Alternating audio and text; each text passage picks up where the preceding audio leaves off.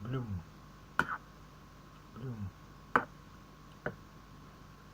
Шмовись сложит. Шмовись шмешит.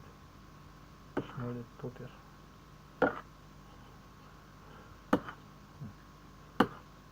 Опа.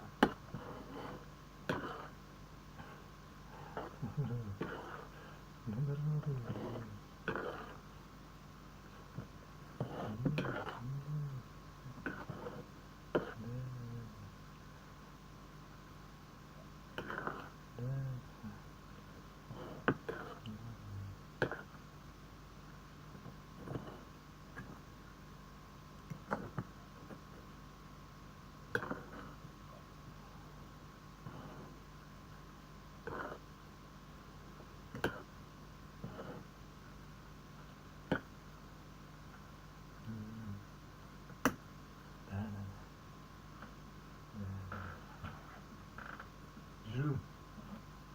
Жу.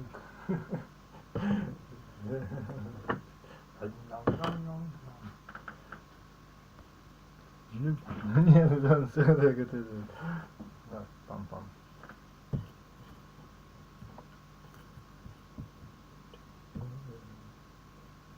Блин, это дофига.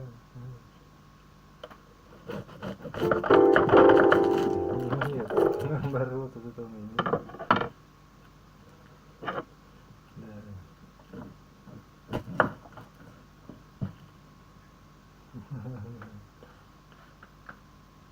Вот это нет.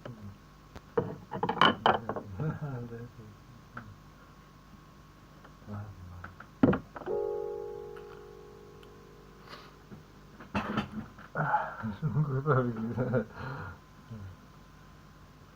Ну, блин. Ладно, не знаю, что.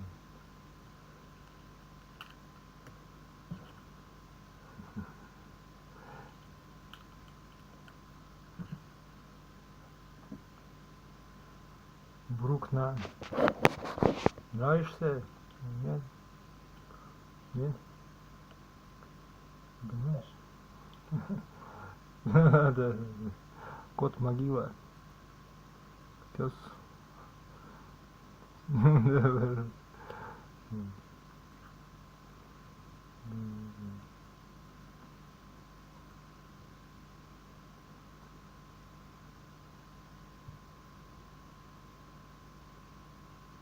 Ого. Круто. Okay. Next time, Peter. Join to it. Join to it. Join to it.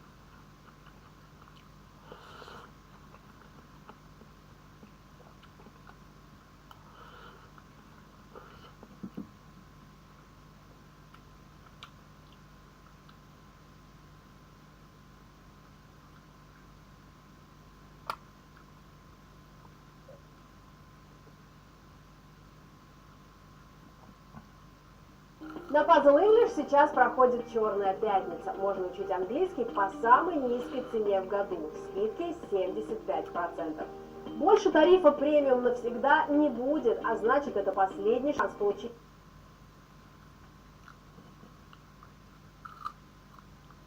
Hi, and welcome to another episode of Piano TV.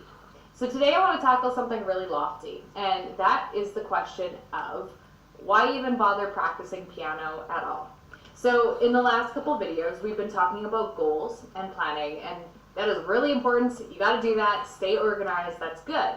But we also have to go a little deeper than that sometimes. What is your underlying drive to practice piano? What's getting you to the bench? Why even bother setting goals? Why is it important to practice piano? I mean, practicing piano doesn't solve world hunger or, you know, do anything crazy like that, so why bother? So in today's video, I want to go on a little bit of a journey with you. And I'm going to share some aspects of my life story that I think are going to be relevant to this discussion.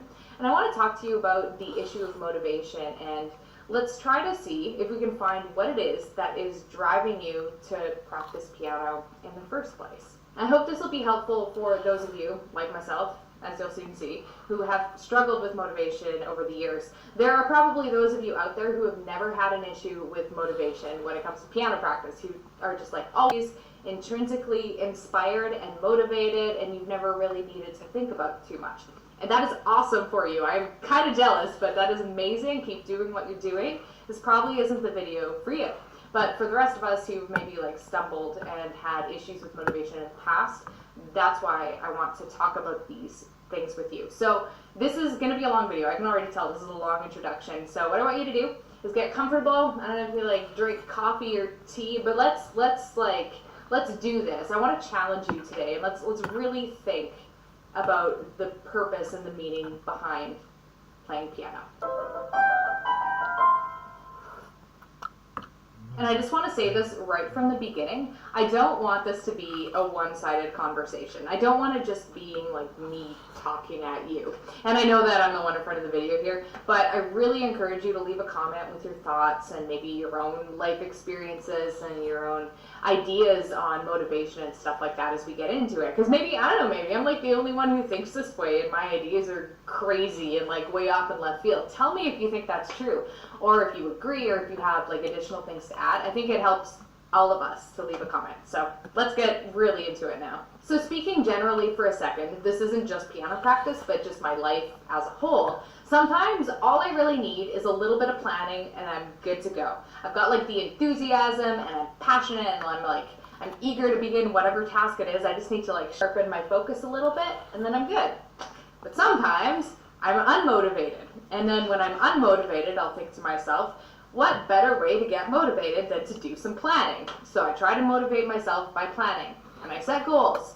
And that works for like 2 days, and then my goals end up in the garbage bin, and I'm no better than when I started. And then I'm kind of stumped. Well, what's the problem? And here's what my brain does. My brain goes into like strict teacher mode, like, you know, like kind of like that gnarly teacher you had in your youth that you like shudder at the memory of. That's what my brain does to myself, and it says, you're not self-disciplined enough, I'm not working hard enough, I'm being too lazy. Or maybe I'll think the goal is too challenging, or maybe I'll think the goal isn't challenging enough, Or, you know, the really common one, there's not enough time in the day to do all of this. And the list just goes on with all those negative questions. And obviously there's a big problem with all that like negative self-dialogue that doesn't help anyone. But the bigger question that I really want to talk about with you is when you're pushing yourself, you're planning and you're trying to motivate yourself and all of this, but it's not working.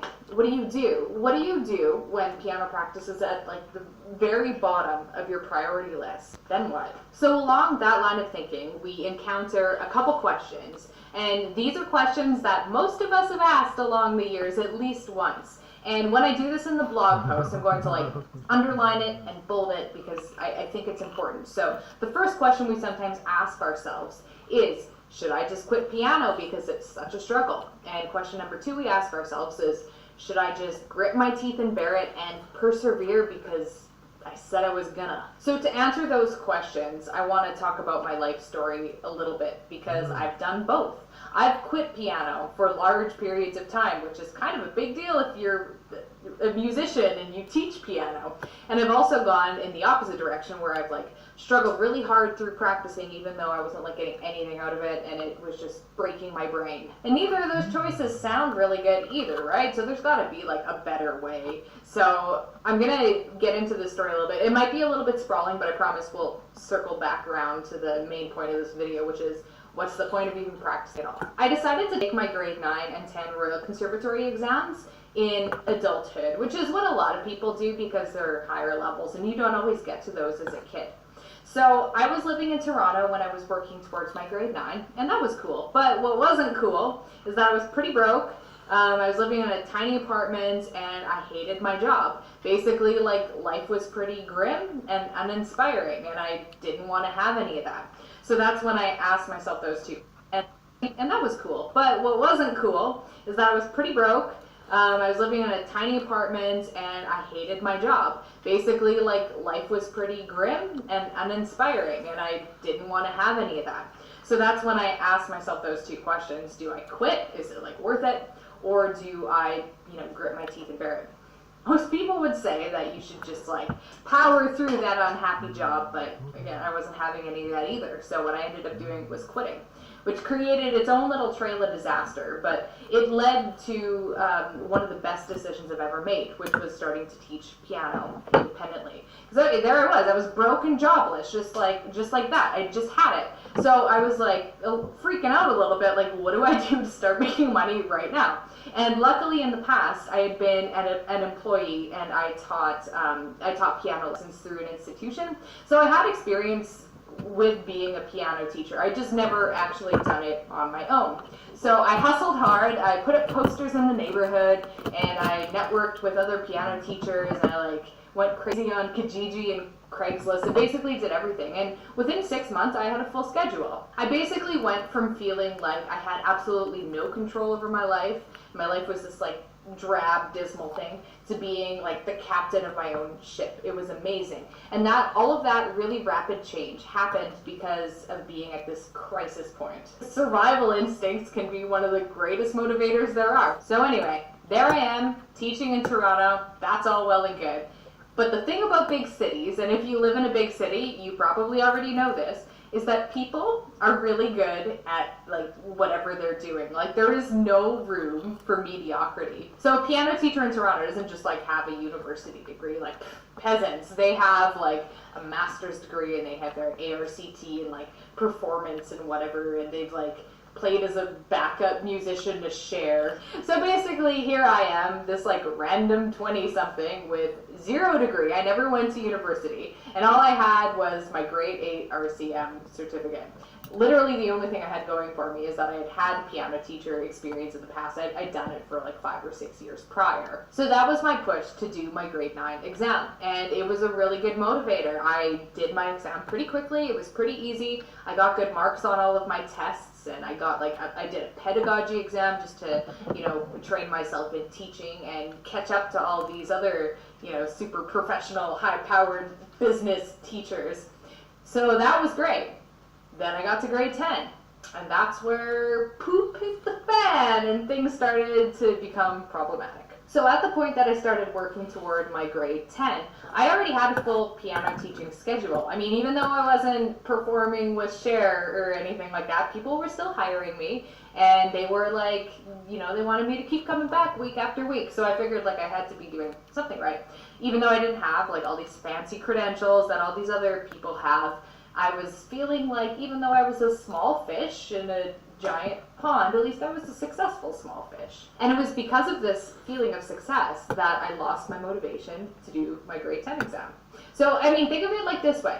Say you are in college and you're halfway through your degree and someone comes up to you and says, I'm going to give you your dream job. You do not have to finish school. All you have to do is like, come start working now. And you'll get paid exactly what you'll get paid otherwise, and you know, everything else will be the same, except instead of doing 4 years of schooling, you just have to do 2. What do you say to that, right? I mean, you could keep finishing your degree and, you know, pushing through the last 2 years, but what's the point, right? Like, you're already at where you would end up if you did that schooling. So that's where I was at. I kind of felt like even if I did all this extra schooling and I finished my grade 10 and whatever, still be in the same place. I'd still be doing the same thing that I'm doing now, making the same thing I make now. Nothing would change, so why bother? But I continued plugging away at that grade 10 exam anyway, because I said I was gonna, so I'm gonna do it, right? That was just my mentality at the time. So all while this is happening, life is changing. We moved to a house on the little house on the prairies, basically, and I, you know, started my own piano studio, and that's been going really well. Things in my life. I started doing piano TV videos. All that's been great. And here I am plugging away at this grade 10 exam, and it's going horrible. So I hauled myself to the piano bench every day, and sometimes I would spend like upwards of 3 hours a day just working. And it wasn't that kind of work that you do, but then afterwards you feel this like gritty sense of satisfaction, like, oh man, I worked so hard, that was awesome. It was just hard. It always felt like a struggle. I dreaded it. It was just something that I felt like I had to do. So my songs barely came together. I worked and worked and worked and worked just for my songs to sound like barely adequate. And then eventually I did my exam. I got a pretty bad mark. I actually did a whole video on why I got such a bad mark for my grade 10 exam, which I'll link to on the screen if you want to go check that out. There are many reasons I got a bad mark on that exam. And my grade 9 exam, by contrast, wasn't like that at all. Everything flowed. It felt seamless. It was still hard work, but it felt like rewarding hard work. It wasn't a struggle. It felt like a challenge that I was equipped to deal with. So after my exam, I quit. I was just done. It was honestly like just such a relief to not be practicing piano anymore after all of that struggle.